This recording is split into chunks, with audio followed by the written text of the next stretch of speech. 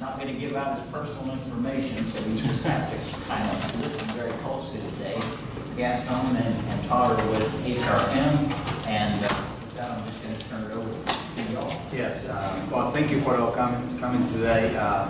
We wanted to talk about a few different items and things that are important for all of us to, when we look at the whole umbrella of retirement, what are all those things that we need to be aware of, or the things that we currently manage in our office, and the things that we're also working on improving.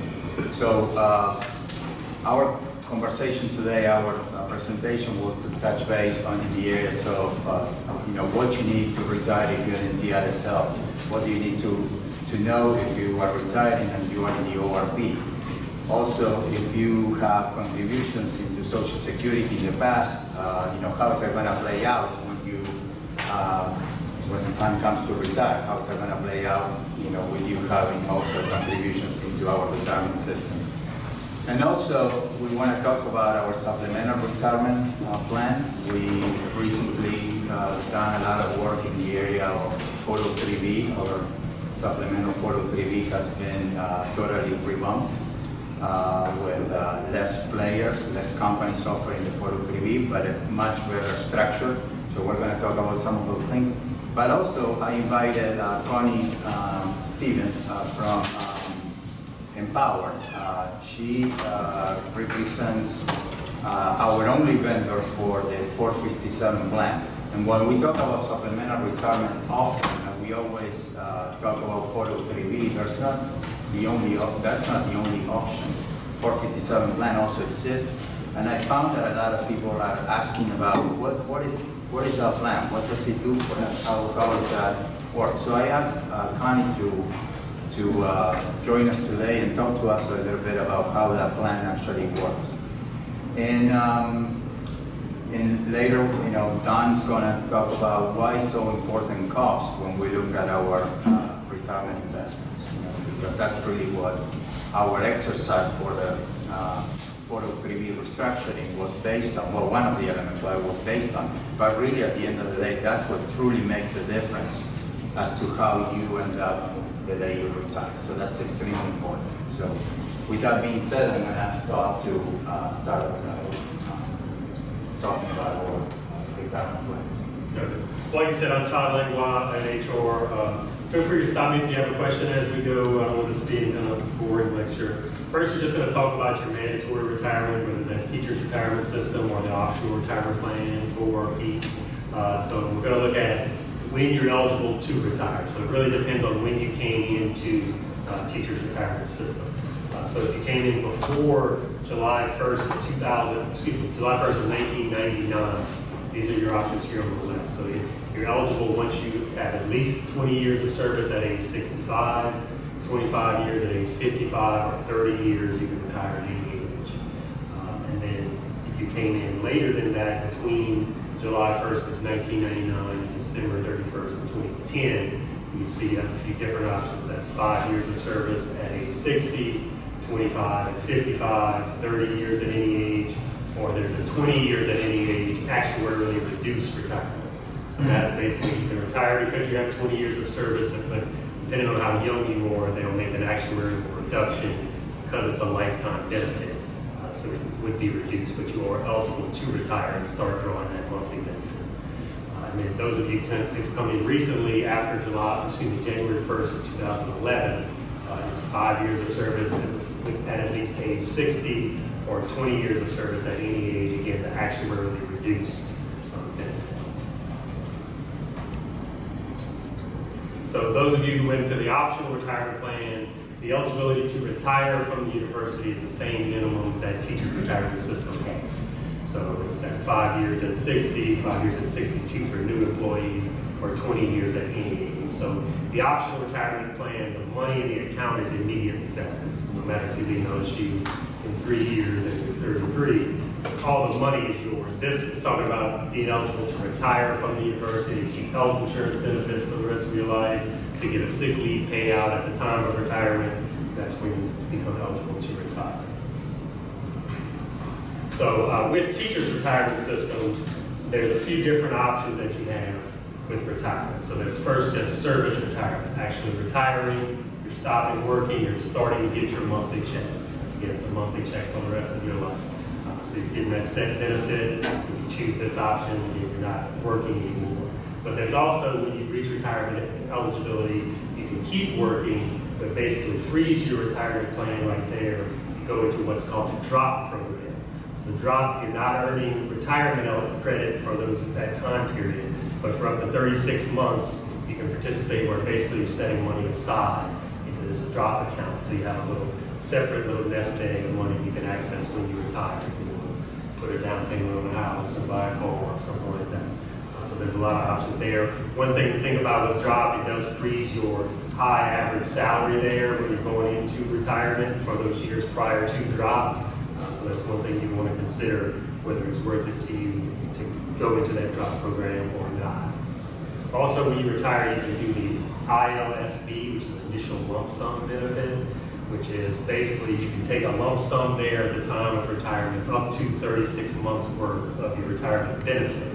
But if you do that, it does decrease your monthly benefit that you would get for the rest of your life a good bit, based off the fact that you're taking a big lump sum there. But you do at least have that option. That's something you're considering. And then with those of you in the optional retirement plan, again, that money is immediately vested. So you're putting in 8% on every check. LSU's matching currently at 6.2% for this fiscal year. So that money is immediately vested. But basically, when you leave LSU and you're retiring, you have several different options of what you can do with it. So you can set up a lifetime income, set up an annuity. You can roll it directly over to another qualified retirement plan. You can roll it over to an IRA, an individual retirement account. There's death benefits for your survivors. If you die, they can access that money in your account. And then similar to the lifetime income setup, you can set up a lifetime income where you also take a lump sum at the beginning of that, similar to how teachers had that for up to 36 months worth of that before you set up your annuity. And it would, again, decrease that monthly benefit you get after that accordingly. So here with the state, we don't pay the Social Security, as I'm sure you're aware, alongside the retirement. So there's just a few things to keep in mind if you did pay the Social Security elsewhere or you're paying into it at a second job. So again, we don't pay into it, but you might become eligible through your spouse's work or through work you've done previously.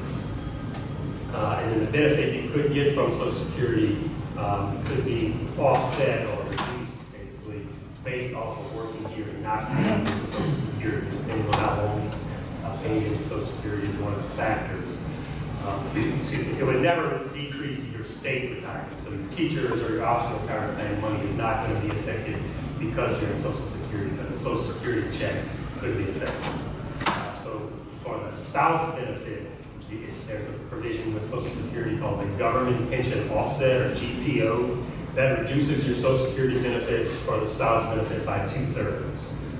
So it could offset your entire spouse benefit. It's a chance that it could eliminate it entirely. The offset with Social Security for your own work through Social Security is called the Windfall Elimination Provision, or the WEP. So this reduces your Social Security benefit because, again, you didn't pay into it here. It would never eliminate your Social Security benefit. You can only reduce it by basically the most it can be is half of the amount of your retirement check from teachers, or had you set up an annuity with or repeat that amount.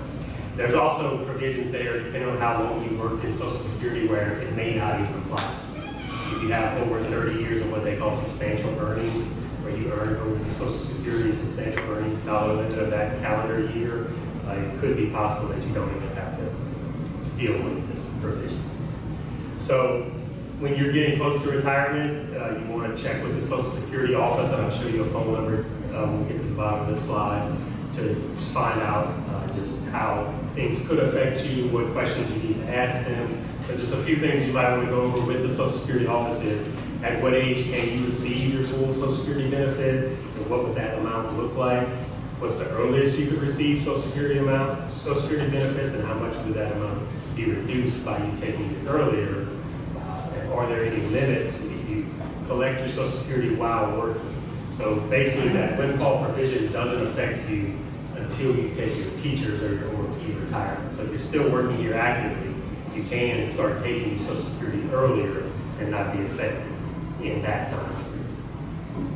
And then you want to check if you qualify for an exception again to that government pension offset or the windfall elimination. And then if they do apply to you, how much could it affect that Social Security retirement? So again, this 1-800 number, I know it's small, but I can give it to you after if you have questions. You can schedule an appointment with Social Security. There's one on Bankers Avenue, it's right off of College Drive here locally. We're actually going to look at the supplemental retirement, so our voluntary options alongside your mandatory retirement. So to start, we got the 403B retirement plan, which basically, as of now, we have around $590 million as a group in that program. Previously, under the old structure of the plan, before we recently made changes, the average participant was paying about 0.93 of 1% in fees, which probably doesn't seem very significant to you, but I'll show you on some slides coming up. It actually is important what you're paying in these fees here. It can make a big difference to your retirement account at the end of the day. Previously, before we made changes, we did have 5 vendors with the 403B. So there's Fidelity, MetLife, TIA, used to be TIA Pref, Voya, and Val. Now, when we're looking at the 590 million, that's actually including all the LSU entities, health science centers, all the campuses, encompassing that amount. So some of the challenges we had under that old structure, again, we had too many options. Employees didn't know even where to begin. There were over 300 different funds you could choose from between 5 different companies. You're looking at different fees over here, returns. It's overwhelming for a lot of people. So it caused a lot of people, to not even invest in it at all because you don't know where to start. It's crazy, that much going on. One thing, like I said earlier, a lot of people don't understand the fees, how much that really affects you because you don't see it deducted out of your bank account or anything. They're just showing up as a line item on your quarterly statement from the retirement company. So you're not really seeing it taken from you, so you don't really feel like you feel it as much as really you should. So again, all that makes it difficult for an employee to make a selection of what to do, where to put it, anything like that. So what we did is, with all that going on, we did a request for proposals project where our RFP, where we brought in all the vendors, had them give us their best pitch on what they can do, how much they can lower fees, what they can help our employees with. So through that, we reduced the investment line up to around 25, 26 funds through under each platform. Most of it is universal, where all 3 of the providers we have with us now have the same funds. There are a couple that are slightly different, but basically the same types of funds. We reduced the vendors from those 5 down to 3, Fidelity, TIA, and Valley are the 3 remaining. We're trying to educate people as much as we can on how important it is to save with this supplemental retirement, what you need to be looking at, different things like that.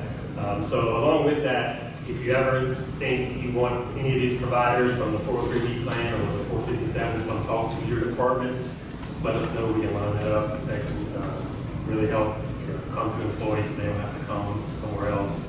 And along with these changes, we reduced the fees. So like I said earlier, the average was about 0.93%.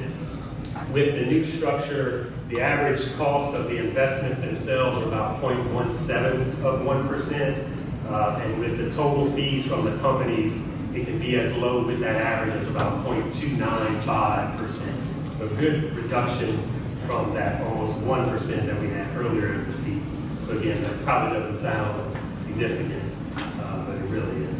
One thing I want to add about this exercise, restructuring the entire 403B, is that even though we had a consultant working with us, we couldn't have done it without the help of our, College of Business, Donald Jensen, and also Carlos Lawson.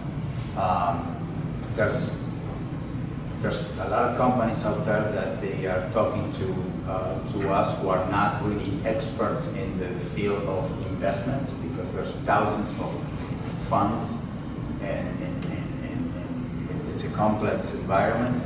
And by having experts on our side working alongside with us, that put a limitation as to how much they could tell us about these things, right? Yes. And I think that it was great that we were able to partner and work together on getting that done.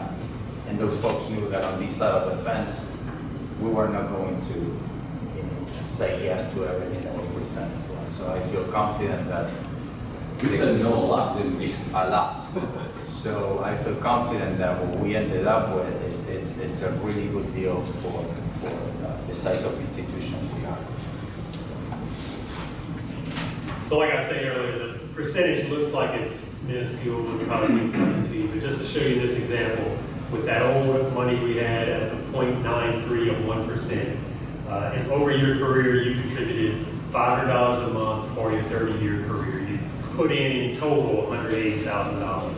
So with the old structure, you can see after 30 years, you would actually have about $585,000 in there. So you would think, hey, I'm doing good. I made a lot of money there, but you kind of have missed how much you lost really in fees for what we were charging in fees, what we were being charged in fees. So looking at the new structure, if you're paying 0.3% versus that 0.93, everything else being the same returns, same amount of money you put in, you end up making an extra almost $78,000 in your account over your career. So it is really significant, even though, like I said, at first glance, it might seem like just fractions of a penny.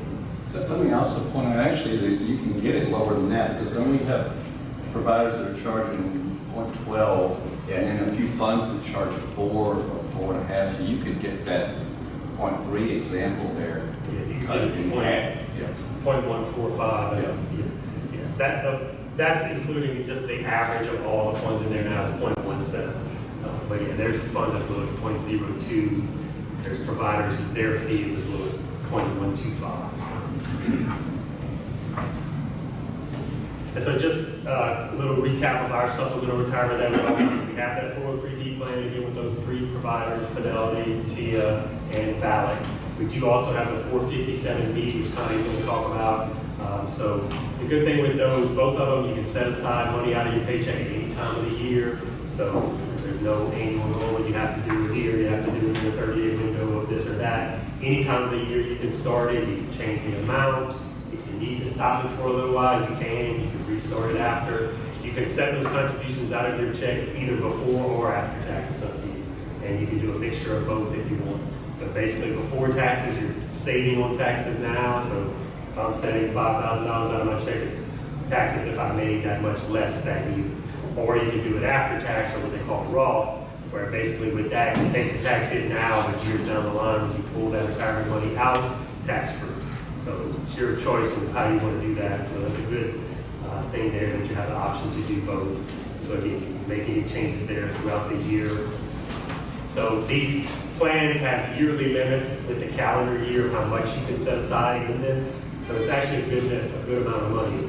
Under age 50, you can set aside $19,000 per year into one of these accounts. And that's into the 403B, and then you can do another $19,000 into the 457B and more. So the limits are independent of each other between the 403B and the 457B. Then if you're age 50 or over, you get an additional $6,000. So you can put $25,000 into each. So up to $50,000 extra you can put into supplemental retirement. So it's never too late. It's never too early. You can always put money aside and build up. Just looking at a few of the facts we had, figures we had from our participation in that LSU 403B plan. Only 8% of eligible employees currently have a deduction going into those accounts. So still pretty low participation. And then younger folks under age 40, there's only less than 500 people on campus, and this is through all of Baton Rouge paid campuses actually, so more than just our Baton Rouge campus who have a 403B account. So just kind of something to get your eyes on. So we've also looked at a retirement survey done by Price Waterhouse and Coopers, where they looked at, I think it was 1,600 full-time working employees. They asked them their thoughts on retirement and different things like that, and what they're thinking in those situations. So just kind of things you might want to look at, and this relates to you. 54% of employees are in this survey said that they want to make their own decisions. They just want someone to kind of validate that decision for them. Then almost a third of employees, 32%, said they want specific advice basically to be told what to do. And another 15% said they don't need any time. So it kind of runs the gamut where people fall along how they feel comfortable investing. Then 53% of employees said that they are comfortable selecting investments that are right for them on their own, while also another 53 are obviously not on the same thing. 53% of employees have reviewed their investment portfolio in the last 12 months. So really only about half of people have even looked at their account in the past year. A lot of people maybe aren't saving as much because they have so many people to support, but you can still set this money aside and have this money for these things you might need in the future, especially. So 42% of employees said they're helping take care of their over 21-year-old children. 23%, so almost a fourth of employees, are providing financial support for parents or in-laws. So that's one thing you probably want to set money aside for in the future. Almost half of employees report that they're stressed dealing with their financial situation, and that their stress level related to that has risen in the past 12 months. And that financial matters was the top choice of stressors for all generations. So that was across the board what people worry about the most. And then with retirement confidence, 47% of employees are confident they'll be able to retire when they want. So less than half are confident they can get out when they really want to. And what you see is also there on the right side, more than 1 in 4 employees has already withdrawn money in a retirement account for something that's not retirement related. So that's one thing that can set you back from being able to retire when you want, is taking this retirement money out, and you should really be leaving it there to grow. 42% think it's likely they'll need to use money held in their retirement account for expenses other than retirement in the future. This slide is kind of scary. So 43% of baby boomers, which is categorized as people aged 58 to 75, say they only have $100,000 or less saved for retirement. So if you look at that, to basically stretch that out for the rest of your life, that's only going to provide you about $4,000 per year over the next 30 years. And that's including 8% return on that. So you definitely need more money than that saved up for retirement. So next we're going to bring up Connie Stevens, who's with Empower Retirement again, to talk about the deferred compensation plan, 457B.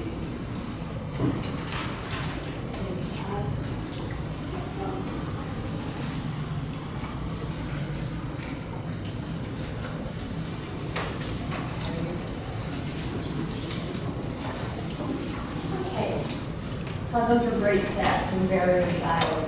I study this all the time and I see those numbers, but it's always disturbing when you see them up on a screen like that. So, let's see if this is working.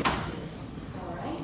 So I'm going to go over this PowerPoint presentation, and it's a little bit about the deferred compensation plan and what the powerful tools that we have can do for you as far as planning for your retirement and trying to get you thinking about what is my savings today going to do for me later on down the road. And so I'm going to talk to you a little bit about that. And then what I'm finding more and more is that we need to go back to basics. We have so many people that don't understand budgeting. They don't understand retirement. They don't understand, we can talk all day about retirement and investments, but we're having to back up a little bit and show people how to budget and find money to save for retirement. And I don't want to take that for granted or think that everybody already knows that, because I'm finding that they don't. So, yeah. Is anybody in the deferred comp plan right here today? Right here? Okay. So we have a web page that basically shows you not so much what your balance is, but what kind of income you're going to get from that balance. So what we found is that we were doing a great job on accumulating money for retirement, and then you get to retirement and we're saying, okay, you you've got $150,000 saved, thanks a lot, good luck. And it wasn't working. They did not understand what that meant for them. And so what we did instead is turn that $150,000 or whatever it was into retirement income. And you'd be surprised at how many people say, oh, I'm only going to have $3,500 monthly income in retirement based on what I've saved so far and what I'm going to continue to save until I get ready to retire. That's not enough. And it prompts people to start saving more. They start increasing, we find, they start looking at the allocation. All of a sudden it becomes more real, because how do we pay our bills? Utilities come once a month, car payment, house payment, everything's on a monthly basis. So we kind of broke it down on that right there, all right? Then this is a participant, and this is what the home screen looks like, just to give you an idea. Just to kind of give you the rainbow bar right there. My savings is actually what this number will do plus their contributions through up to retirement. If they had a match, and in this case obviously we don't have a match with LSU, but if they had one, Social Security would be part of that. And then that red is the income gap. What's it going to take for me to retire successfully? And how do I close that gap? And so we tell people, you know, we have sliders here, slider bars. They can contribute more. They can adjust their retirement age here. And then down below, it kind of cut it off there. But you can actually make changes to your investments there as well. I want to show you something. We kind of suggest the next step. So here's this gap, okay? What does it take to close this gap?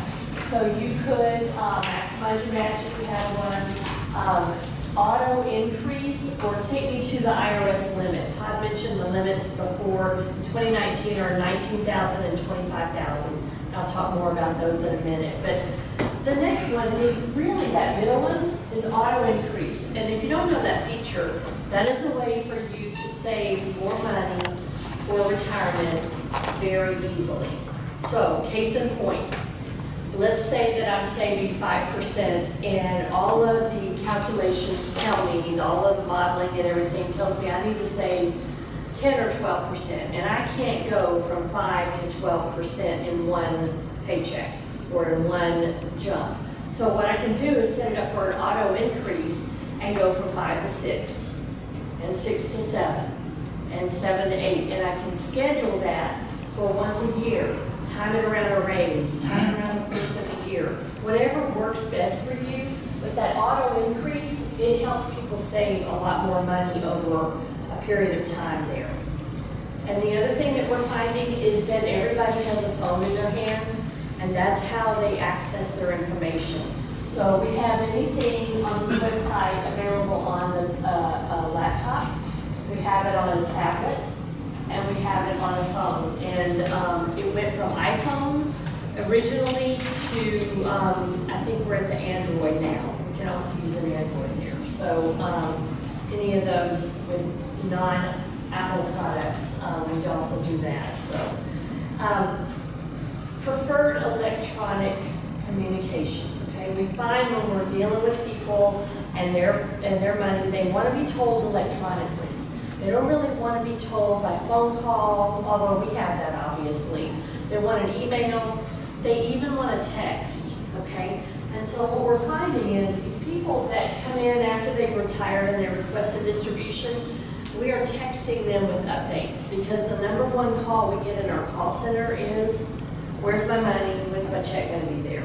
And so we have found that delivering that message by text is also a very easy way to get that done, and it cuts down on the calls. But we recently went to e-delivery on statements, and almost everybody in the plan has gone to that. Now, we still have some people that love the paper, and that's fine, but what we're finding is there is fraud out there. And when you have fraud and you have a statement with your name and your account balance and your address on there, that is a risk. And so we try to get rid of the paper and have people go to electronic delivery. When they do that, they get an email that says, hey, your statement's ready.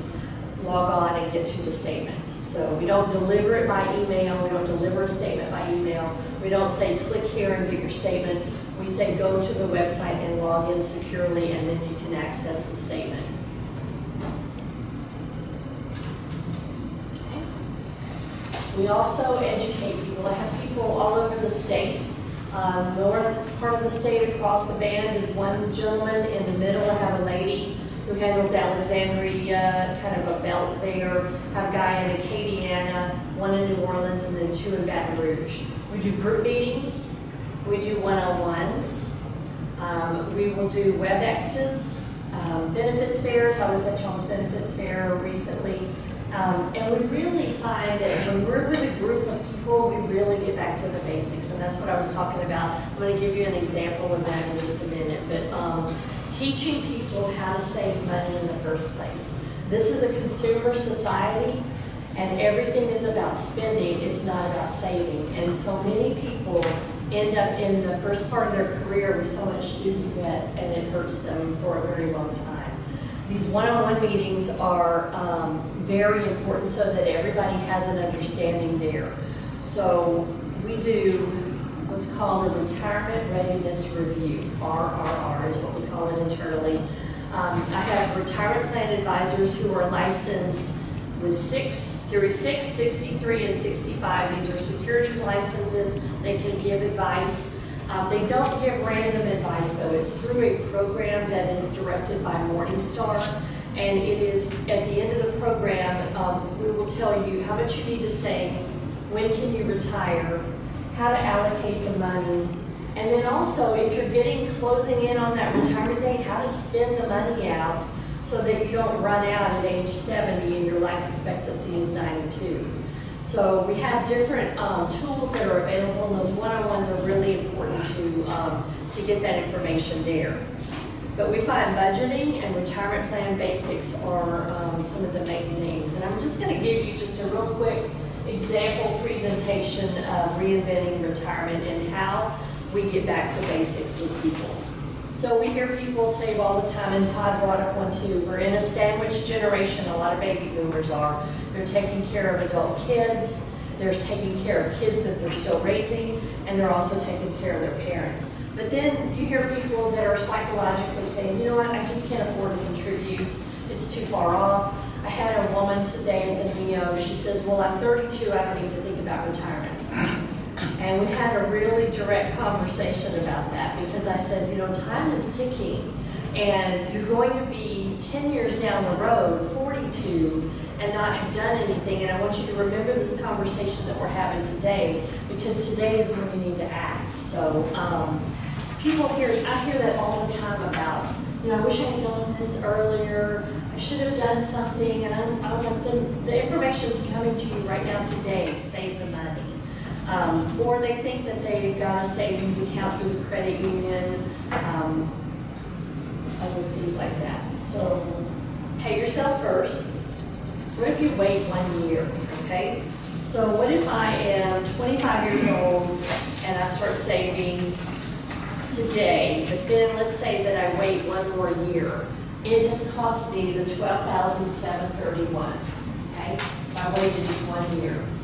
If I start at age 35 and wait, and instead of, if I turn 35, I don't save until I'm 36, it costs me almost $7,000 just by waiting 1 year, okay? That's huge. And so in addition to the cost saving of the retirement investments, also the cost savings of the cost of waiting 1 year is very important. $12,000. I don't know about y'all, but I could use that. And then what happens if I go from 25 or 50 to 75 or 100? This is where that automatic increase, it helps you a lot. And you can do this by dollars or percentage on our website.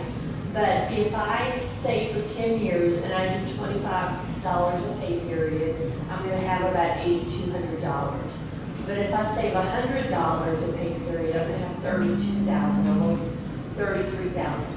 If I work for 20 years and save that, you see the difference there between $25 and $100 a pay period? It's a lot. 50,000 to 201,000 over 30 years. That's assuming a 6% average rate of return, which is very conservative. And then budgeting. Does anybody in here ever do a budget? I do,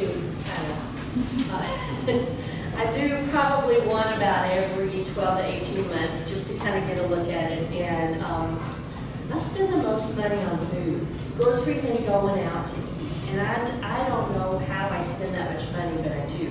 And that budget is just a tool to make you realize where does your money go and how you can find more money. What about coffee? You know, what about going out for pizza on Friday night? Or it could be anything like that. Just identify where the leakage is and try to plug that there. Can I add something to what you just said? You mentioned coffee. I'm not a coffee drinker, and all of most of you are. So, if you drink about 2 Starbucks cups of coffee every day, and you cut that out, and took that $7, $8 or so and put it into very low cost, probably diversified mutual fund, did that for 35 years, it ends up to $1 million. So those 2 cups of coffee every day over your lifetime are going to cost you $1 million. And it's bad coffee too. Huh? And it's also bad coffee. It doesn't have to be Starbucks, but you know, $7, $7 to $8 a day over 35 years. Get an on the espresso market. machine. It's Cost not $1 even million. worth it, is it? You need to invest in yourself as well. Yes. Coffee has benefits. The example I actually heard was about cigarettes, but that What is the meaning of that? Yeah. Oh, Right. So, and another thing is discipline. As human beings, we're probably not very disciplined, at least I'm not. And so if as much as I know about retirement, if I had to save for retirement myself and write the check every paycheck and save myself first, it wouldn't happen. So what I do is I kind of fool myself and I put the money in from my paycheck before I can see the money, and I have it going to the 401k. In my case, I have a 401k. And I have credit union savings and I have bank savings, and I just kind of squirrel it away because otherwise I won't have it. All right, and let's see. So then look at your income. Where does it come from? And count every source there. And you see, so I'm not really here to teach you all about the basics, but this is what we do, and we find there's a huge need for that. And what expenses are fixed and what are variable. What can you not do anything about? You know, you have to pay taxes, you have to have a house payment, you have to have insurance and a car payment, child care, all of those things. But what are the things that you can do different? Food, clothing, furniture, gas, oil, entertainment, medical care.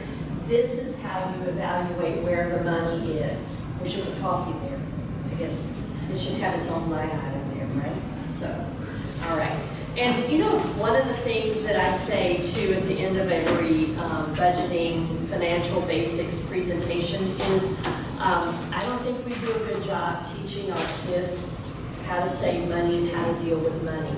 And so I think everybody in this room has a responsibility to take that knowledge home and teach your kids that credit cards have interest, sometimes pretty high interest rates. That it will cost more on a credit card than if you just pay cash for it. And just different things, you know, how to save money, what it adds up to, the power of compounding, and just, you know, basics like that. But what I want you to know today is that there is a flyer here called Get the Most Out of Your Retirement Savings. Because you're in a unique position with LSU, you are higher ed, some hospitals, you have the capability of saving in double plans, 403B and 457. So LSU's done a great job of bringing the cost down on the 403B, that's great. I will tell you the 457 is monitored in a very similar way, not by LSU, but by the state. So there was a tax law that was passed a few years ago, and the technical term is there is no coordination of limits, which means that if you work for somebody like LSU, you can contribute up to $19,000 in the 403B and $19,000 in the 457, and that's $38,000 a year, under 50. If you're over 50, 25 and 25, $50,000 can go in there. Now, LSU has to pay you that much money, okay? Check your paycheck. But it's amazing the amount of money that can be put away if you so desire there. And then the other thing is that this be an active participant in your future. This is just a flyer with the bar chart. What happens if I say 25, 50, 75, and 100? We saw the slide earlier. But on the back, it has a place where you can fill out your name and address or email address and let us contact you for enrolling in the plan. So if you desire, I will stick around and you can pass that over to me. But I wanted to have a little fun with this and I got toned down on it. So you can check a box, yes. I choose to take action for my future and enroll in the deferred comp plan. Or no, I choose not to save for retirement. I hope my pension will be enough. You know, I had to tone it down because I thought, well, you know, no, I don't want to save for retirement because I think my kids are going to take care of me. Or I don't want to save for retirement because I'm going to work till I'm 90. So anyway, I got talked out of those. So anyway, the investments are here. Very similar lineup. Probably I haven't seen the 403B, but life path funds, which are target date funds for retirement, and in each category, international, domestic bonds, all of them have a passive investment and a active investment. And so the cost is managed by an investment consultant. They monitor the plan along with the commission that looks at the plan. They review the plan every month. The investments are reviewed quarterly. So are there any questions here today? Connie, I'd like to go ahead. Yes, sir. Oh, it's just simple.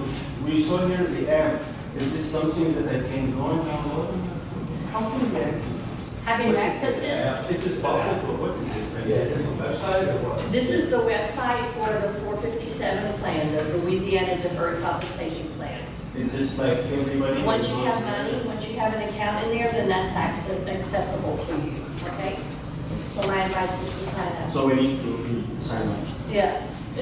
And my card is at the end of every table there, so please contact me. Did you have a question? No. Okay. So, I don't think this was clear, but I think I'm correct on this. I believe, you know, there's the SRP, the supplemental plan, and then there's the 457. I don't think, you don't have to max out the SRP to go into the other plan, as I believe. That's right. Call it, yeah. And that's, go ahead. No, you need to ask one, right? What's that?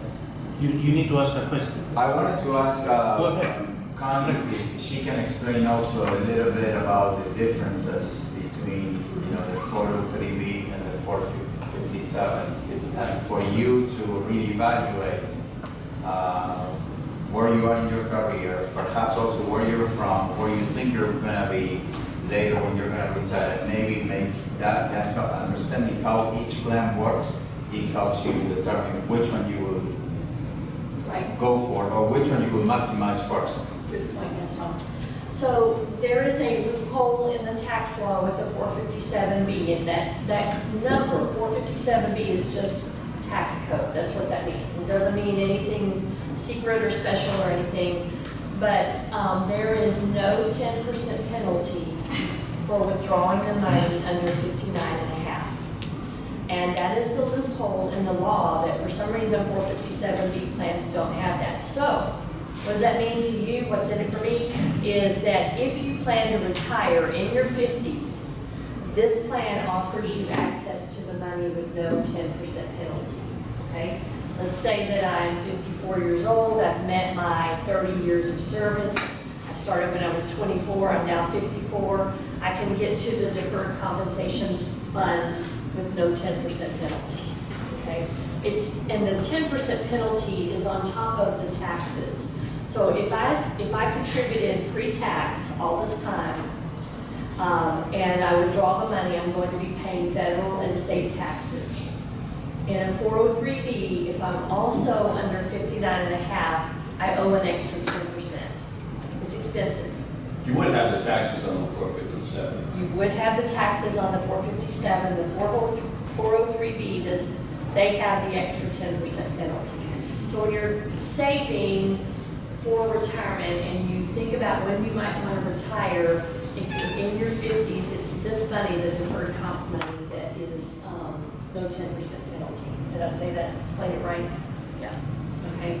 And I will say that LSU's done a great job leveling the playing field as far as expenses and plan offerings and things like that. But, you know, this is a plan for you guys to use and make it count. Make the time count here and make the money count for you. If you're paid a salary and you need to save and you know you do, then save in something that you're going to be able to access and use for your own benefit later on. How do these things relate to IRAs? And if you have current IRAs, can you roll that money into one of these plans? That's great, yes. So the IRAs are not employer sponsored. LSU does not sponsor an IRA, but you can have an IRA, and there are different rules around that. I'm not going to go into those at all. But the limits are much different. And that payroll deduction from your payroll from LSU to the 457 or the 403B is huge, whereas an IRA does not have that. I think the IRA limit next year will be $6,000, and it's $19,000 for somebody under 50 this year. So weigh it out, and you know, plus the fact that you could get yourself out of the way, and the discipline of having it payroll deducted just kind of helps you, you know. Now, the other part we didn't really spend a lot of time with, and Todd touched on it, is the Roth. Sorry, I'm getting choked up here. Is the Roth 457. Same limits on an IRA, $6,000 versus $19,000. There's no income limit like there is on some Roth IRAs. There is taxes to be paid today with no taxes to be paid later. So it's considerable. And when I look at all the retirement options that are available, you really need to take advantage of something like the deferred comp plan. It just is, it makes a lot of sense. And I look at things sometimes personally from a worst case scenario, and I just can't find anything really wrong with this as far as how do I make this work for me? Because that's really what it's all about. How are you going to make this work so that one day when you get tired of working or you are fulfilling your retirement plan and you can just walk away and you can do so very successfully. And it just takes a little work on the first part of it. Connie, what's the fee they charge for that?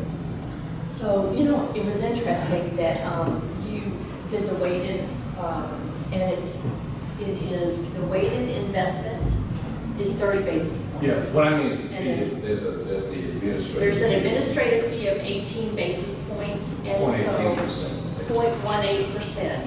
So everybody pays $2.50 a quarter, no matter what your balance is. Once you get up to about $5,500, then it goes into 0.18%. If your balance goes 50,000 or more, you pay the 18 basis points on up to 50, and then above 50, you don't have to pay anything. Only the balance above 50 though. We always have to make sure everybody knows the term basis points. Yes, 0.18%. I think in terms of math, and I'm sorry I throw those terms out frequently here. So, any other questions? Yeah, so a lot of new employees that are not on what I would call term employment, they forced not to go into TRSL or ORP, but they're in deferred. What would be the advantages of an employee staying in the deferred compensation plan rather than going into ORP or TRSL? So I don't know all the rules around that, but a lot of the employees will join the plan, what we call in lieu of retirement or in lieu of Social Security. And you have to do a mandatory retirement somewhere. It could be teachers, could be ORP, it could be the in lieu of. And The in lieu of is mostly for people that I understand maybe aren't staying long enough to vest in a retirement plan. They think they're going to be here for 3 years and then they're going to move on, and it's not long enough to vest in teachers. And so they take it with them. It's portable. It's a max participation of 2 years, so Thank you. it's usually like an instructor or postdoc who's appointed for 1 year, because to be eligible for teachers, you have to be appointed greater than 2 years. So even if you're a 1 year appointment, by that third one, you have to go to teachers or be attached to it. You can't stay in deferred for your career as an mandatory. That was my question. Okay. And what we find though is some people stay in deferred comp on a voluntary basis at that point and when they go into the other mandatory. And I don't think I fully answered your question. If you have IRAs or retirement plans from other sources, they can be brought into the deferred comp plan as a transfer there. So you can do that. I do find a lot of people at LSU move on to other academic institutions, and then this money is portable. You can roll it to the next one. You can, just like this one can accept rolling money from another grant. So these are good questions. Is I have a there? generic question about Social Security. There are several faculty that contributed 15 years, 14 years at other institutions.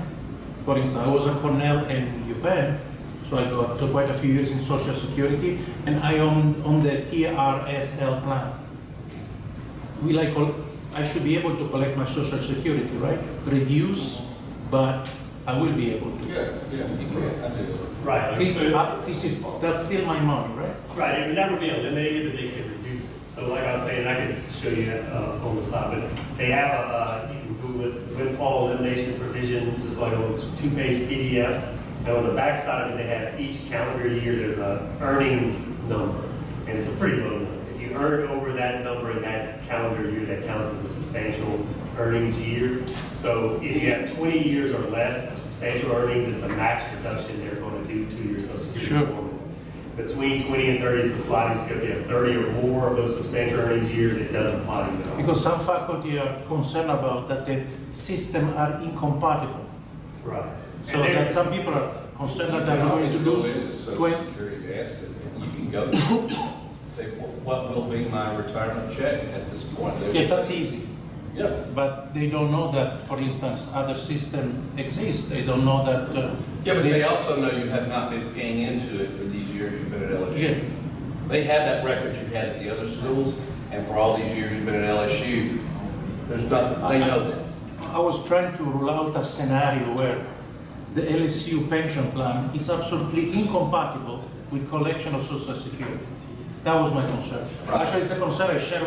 It's not my concern because I did my studies and my investigation, and I think I will be able to collect part of that funds. But some people, some colleagues in the Senate don't know the answer. So that's the reason because I asked again. Yeah, you'd always get a benefit. It would never eliminate your benefit, Yeah, good. the windfall money. It could reduce it. Where did you say the site again was, Tom? Figure that out. It's called the windfall elimination provision, so that you can either get it on the Social Security website or just Google windfall elimination provision. Like I said, there's just a little PDF that explains it, and then, like I said, they have a year chart, and you can compare your Social Security earnings statement year by year to that and see where you fall. And like Dr. Chance was saying, I mean, you could even go back somewhere and work if you need to get one more year or something to put you over. That's correct. 30 or- That's what some people are thinking. Yeah, and like I said, if you aren't going back and you are gonna get hit with a reduction, if you're still working here, you can start taking Social Security without any, they're not gonna cut yours until you start drawing that teacher's retirement. So if you're not retired from here, but you're eligible for Social Security, for those years, you can get the full Social Security benefit. And you should probably do that, because that's getting you the money sooner. If they're gonna take any money away, you might as well start getting it soon. Yeah, but I'm not old enough. Is this the same for international employment, like Canada and some countries? That study will never be added, What's that? adding the social security. If you weren't paying in, then they're not gonna have it. Like if you did work in an international Canada, like Canada, right? And you already paid money there. Is this how Nobody it reduced come it here? here, or this totally different system? If you don't tell me, you don't tell them, I don't think they would know. You were in Canada first. I think you have to go to Premier Trudeau and say, give me more money. Right. I mean, you should be eligible for a Canadian pension, perhaps a small one. Yes. And the advantage of collecting your Canadian pension, regardless of what it is then you can get free health insurance if you're a certain age. Keep voting. Okay, so I've talked to each one of you here today about what the deferred comp plan is. But think about having me or one of my staff in a department meeting so that we can reach more people and get them to know about this deferred compensation plan. And give me a call, give me a phone call, an email, fill out the active choice flyer with the bar chart and your information on the back. Anything like that, let me know, okay? Thanks. Thank you. Thank you. And our 403B investment line item now is pretty short, and now it's actually a good time to also take a look at the spreadsheet that she has with the investments. Both are supplemental retirement, and take it as I'm not investing in any of those, and I have to decide which one I'm going to go to. Take a look at the 457 plan too, because that's also available. That 10% penalty that she was talking about that you don't have with the 457, at least to me, makes it already attractive. Because you never know in the future if you need to, withdraw earlier or anything. I'm from Argentina, I'm international, so maybe one day I say I want to back earlier. Well, if I have to withdraw, I don't have that.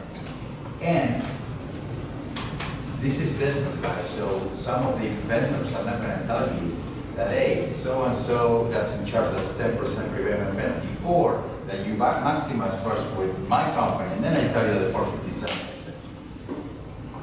And so I want you to know from the get-go, there's two plans that you can go to. Go ahead and take a look at it and see which one is the best for you. I have a personal recommendation for perhaps the people that are here, they are the youngest. From the beginning I came to this country, which was 93, I was suggested to get a financial advisor. And I pick up a person that, around my age, that was employing a very reliable company, not a small company, a very large company, where the financial goals were, reasonable. These people tell you, I will not make you rich, that will make you comfortable. So for a person that is busy like me, that has got, has got an appointment, has got 3 descriptions and makes sufficient money and doesn't want to deal with the stock option every day, to get a financial advisor that you pay maximum $1,000 a year, it's a very good choice. So far I've been very happy. We had this relationship for more than 20 years. So that's also another way to do it. 3 minutes, actually. Okay, all right. Anyway, that was an excellent presentation, Connie. People don't save enough, and it's the same reason why they don't break bad habits. Stop smoking, stop drinking coffee, spending too much time in the sun. Why? Because the consequences of that seem far off. So we have so much of I gotta have it today. I want it today, or have to have it today, and I'll worry about the rest later. And then you end up, old and gray and saying all these cliches like, I wish I had known back then. So anyway, so some of you have seen this talk. This is a very abbreviated version, and actually the slides are quite different and all, but cost is a huge thing in what you're trying to do. It is so much bigger than most people imagine. One of my first academic papers back in the 80s was on cost, and it caused me to pay attention to this. I was actually doing research, getting published in a scholarly journal, and saying, wow, I really need to apply what I've learned, and I have applied for all those years. So I've created this little case study of a hypothetical LSU employee. Her name is Veronica Moores. She's 55 years old. Believe me, I don't know anybody this was modeled after. So she is divorced and completely self-supporting. She got a 403B account, and she has saved about $300,000, which obviously rounded off. This was under the pre-plan, the old plan that we hadn't brought in, and I'll just show you how important the cost is. She is in the state pension system, but she figures that her income and pension will just barely be enough to live. So this 403B plan is supposed to make the difference in being able to just get by and to live comfortably. And she wants to retire in 10 years. Okay, so she has an adult daughter, Leanne, who was one of my students in MS in Finance, and her daughter asked her about her retirement savings. So this is a dialogue between the two. So Leanne says, Mom, how much are you paying for your 403B account? Veronica says, I don't know, but I don't think it's much because I don't see any bills. And that's the problem. So Wall Street is a business model where it's really hard to figure out what you pay for their services. It's also hard to figure out what you're getting, but it's really hard to figure out what you're paying now. We're going to show you later, under the new plan, it's very transparent. So she thinks she isn't paying very much. So Leanne says, let me take a look at your statement. And so she pulls up the statement, and Leanne estimates that Veronica's paying 0.2%. And we heard that term earlier, basis point was 20. And the weighted expense ratio for mutual funds is 0.8 for a total of 1%. That's just pretty close to the number he gave you for the average for LSU plans. Obviously, I ran that off myself, but 1%, maybe we should do some math in your head.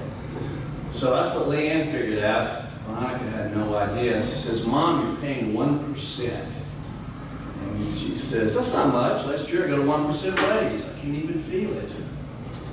So Leanne says, yeah, I've heard that story before. My ex-boyfriend, Jason, he told me he once went to Cancun with some friends. He was drinking a lot in a generous mood, buying drinks for everybody in the bar. Woke up the following day, maxed out his credit cards. He did not remember any of it. He didn't remember paying that money. He did have a headache. And she says, could that have really been you you're talking about? She says, no, it wasn't, but it might as well have been you because you're spending $3,000 a year. 1% of her $300,000 savings is $3,000 a year. You're spending $3,000 a year and you have no idea. Because I asked you what you're paying and you said, I don't think it's much, I don't get a bill. On top of that, I'm pretty sure you don't know what you're getting. So what do you think you're getting? Veronica says, you have an 800 number, I've called it a few times. Get a statement. My money's gone up over the years. I'm shocked I have this much money. How can I complain? How much of that increase in your money has come from additional contributions, what you put in, the fact that the market has gone up, and backing that out, can you attribute any of this performance to the actual manager of this mutual fund? And she says, I don't even understand what you're talking about. That's why I pay them the money. Which she actually didn't think she was paying her. I guess, didn't you tell me somebody when we were launching that new product, somewhere around the university said, they do a great job and they don't charge us anything. Mm-hmm. And I asked them, do you know how much is it costing you? And they said, no, they don't charge us anything.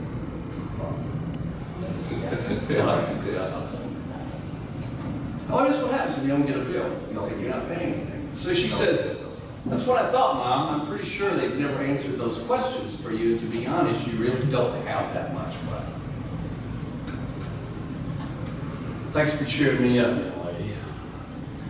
There's still plenty you can do to cut your costs and get better control of your money. So Veronica says, you think I need a financial advisor? Give them another 1% of your money? Because some advisors, they'll charge you whatever they think they can charge you.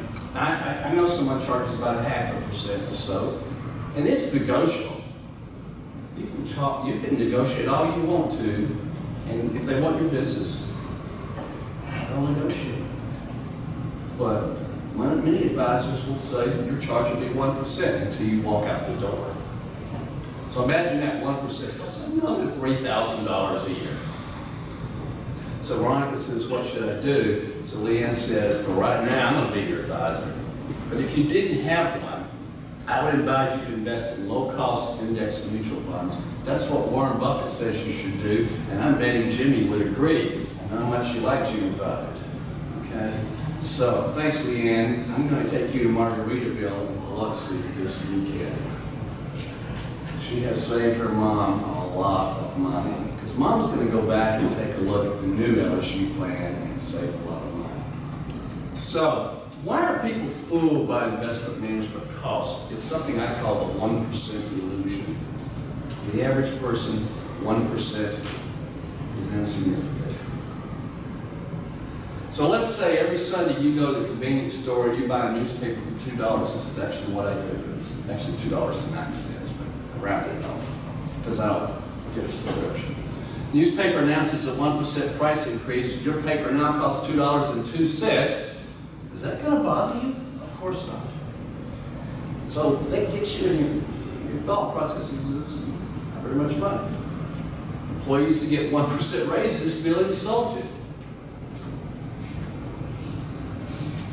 Listen to this. In 1997, this Professor Carhart of USC did a study that showed the single most distinguishing factor in predicting mutual fund performance is the cost. Even if you were aware of the cost, this study out of Berkeley and Michigan and UC Davis found that 84% of investors believe the more expensive the fund, the better performance. So in other words, the most distinguishing factor in performance is cost. And most people think that the more you pay, the better the performance. Because typically we buy things, the more we pay, the better we get. Buy an expensive car, a more expensive watch, go to a more expensive restaurant. Our mindset is, get better. No, it's the exact opposite. That's part of the illusion that Wall Street has created. The industry presents so many investment opportunities, too many, that even an experienced financial advisor can have a hard time making the best optimal decision. There's a theory in psychology that says the more choices you give a person, the more likely he'll make a choice he regrets. He finds out later. Unfortunately, in the investment management industry, customers likely make the wrong choice, although they can be totally too unaware to actually regret it. That's something I call the salad bar effect. See my picture of the salad bar? Retail investment decision, retail meaning you, they're like a salad bar. Lots and lots of choices. Except a salad bar has full transparency. You go to a big salad bar. You like a big salad bar because you say I got more choices. But you got transparency because you know what every food item is. I'll admit, I see food, I don't know what it is. But I do know I could get a little bit, put it on my plate, if I didn't like it. It doesn't really cost me anything. There's transparency. Imagine walking into a salad bar blindfolded and you can't put it back. Or not, you would put it back, but I mean, go to a salad bar blindfolded, pick up a plate. That's what investment decisions are like when you don't have transparency. Fortunately, on the LSU 403B plan, you have full transparency now. Under this new plan, absolute transparency. And you have very efficient, low-cost choices. So you can enjoy yourself. We saw some numbers similar to this earlier, but I did now. Assume a $5,000 initial annual deposit. I think the money had was $500 a month, which is a little bit more. And you increase your savings by 2% every year. The additional money you would accumulate after 35 years, assuming you invested in the S&P 500, that's a very low-cost fund, for 35 years. Look at the difference. The lowest cost, these are our three providers I'm not naming by name, but you can look them up, you can probably figure out who they are, which is which. But the lowest cost versus the average old cost, remember it's 0.93. Provider 1 and Provider 3, which have practically the same cost, you walk away 35 years later with $328,000 more. In Provider 2, $210,000 more. Look at the difference between the highest cost. If you chose Provider 1 and chose the highest cost fund they had to offer versus the lowest cost fund, the difference 35 years later is still $126,000. And then Provider 2, the difference isn't all that much, $23,000. Provider 1 and Provider 3 are very similar. You can just figure out who they are. Lowest cost versus highest cost savings by provider. You look, look at the difference here. The lowest cost fund versus the highest cost fund. $202,000 difference. So what does this say? It's saying you really ought to choose the lowest cost provider and the lowest cost funds. That's pretty much what I did. Because you're talking about potentially a few $100,000. Now, some of us are too old to realize that difference, of course. This is someone who's going to work for 35 years. But I will say, even at older age, it still pays to try to save money. If it doesn't, why do we shop at Walmart when we get, older? We want to save money. The lowest cost fund of the lowest cost provider versus the highest cost fund of the highest cost. Imagine this. Your coworker chose the highest cost provider and the highest cost fund. You chose the lowest cost provider and the lowest cost fund. There's $305,000 difference. Yeah. And this isn't even counting for all the providers, the two providers we fired, and all the high-cost funds we got rid of. So the point is, even though we've now given you a very lean, efficient set of funds, there's still some things you ought to do. You ought to choose low-cost funds, because the studies will show you that choosing high-cost funds, you will not get better performance. In short, cost matters. Okay. Questions? When you say the cost, do you mean the gross expense ratio? There's two elements to that cost. The provider charges you an administrative fee. This is when I asked her, I think she said 14 or 16 or in the retirement brochure that you all got, there's a table that shows the admin fee. So there's that number. That's what you pay the whichever three providers. Then there is the expense ratio of the mutual fund, and that too is laid out in that document. Previously, that stuff was really hard to find. Now it is very open, and two providers that offer the same fund, they have to charge you the same thing. So you add the two numbers together. So the lowest cost provider charges is at 12.12, and I think the lowest cost fund is 0.045, maybe. So you could get your cost down to 0.165. Compare that, or think about the average. I don't know what your personal cost was before, but the average LSU employee, that cost was 0.93. So you've eliminated 80% or so of your cost. Previously, we had also funds that were 2.8%. Yeah. There were funds being offered that charged more than 2% just funds. Am I mistaken, Gaston, or you were taught or somebody in the office track the performance and the costs on a monthly basis? We got a consulting firm that tracks all that. But that information is available outside your office. There's a handout. Well, all the funds have to Yes. publish what they. So that information is available. But like he said, price of the Yes. fund, yes, and the price of the fund, the belief of paying 2% for that fund, it doesn't guarantee that it's gonna do 20% a year, or it doesn't guarantee better performance. But the performance, And that's how- the actual gain for the previous month, right? If she and her deferred compensation information, you've got the fund, what the fund performance is. They publish all of those fund performances, so you know, well, yeah, this fund didn't do very well last month compared to the previous month, but over the last 3 years or 5 years or whatever, they give you all that information out. And the consulting firm, what they do is they monitor all of this. They have tons and tons of data that they give to us, and they have certain criteria. And it's not that the performance has to be at some level, but what it has to be is every type of fund has a benchmark, some other fund that it's like a S&P 500 or something. It is to be compared to, and they monitor those funds, and they let us know if this fund is not behaving the way it was supposed to, then it can ultimately go on a watch list. And we could end up replacing. Now, we've only been 1 quarter into the system, so that's the early thing about that. I'm not expecting anything to go on a watch list. Most of these funds are by a very reputable company by the name of Vanguard. Vanguard doesn't play in the provider space much, so we couldn't get them to be a provider.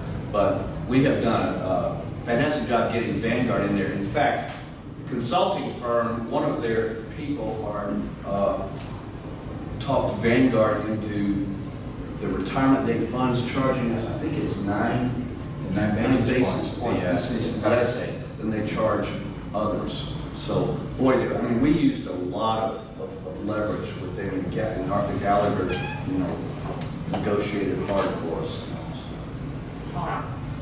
Todd, you showed the table, I also have the table. I can see the gross expense ratio, but I don't see the negative fee on this table. Where can I find that? That's a part of the gross expense ratio. I think it's under the Oh, administrative, I thought you said manager fee, that's the Oh, yeah, fund. administration fee. So it's in that's- the guide we have with the change, and it's pretty much flat, but it's on our website. It's basically, TIA is 0.125, Fidelity is 0.13, and Valley is within our 0.38. But yeah, anybody needs to cover this. And you add that to the expense ratio, and that's your all-in cost. But that brochure they gave you, it's got all that laid out real clearly in it.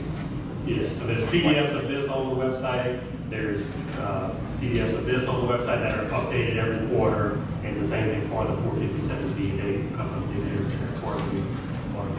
And there's even, that's out there for the optional retirement plan too, even though we don't control it, the funds, theirs are out there if you want to look at the performance and costs of theirs. So Connie didn't say, but if you look at the performance of the funds on her sheet, then you look at the date for the month, year to date, October was a down month. Yes, it was. It wiped out quite a bit Exactly. of Well, performance. and they need to understand that if they're not watching everything, because you say, well, wait, I'm gonna lose money. By putting money in, I'm gonna lose 5% or 7 or whatever it is, but now it's bounced back. The flip side of bad months is that when your money goes in there, you're buying it cheaper. Yes. Honestly, I've been studying this stuff for 30-something years. You should not chase performance. Those are the fools. Fools try to chase performance. But it plays with the psychology of people. You see that something's losing money, so automatically you're saying, no, I gotta get out of here before you told the story about in 2008, right, when the market went down, you held everything and I pretty much held everything. I lost about, I don't know, a fourth of my net worth that year. And then within a year, it's right back to where it was. Why? Because I didn't panic and put everything into money market fund. No. I was close to panicking, I will say, but not quite.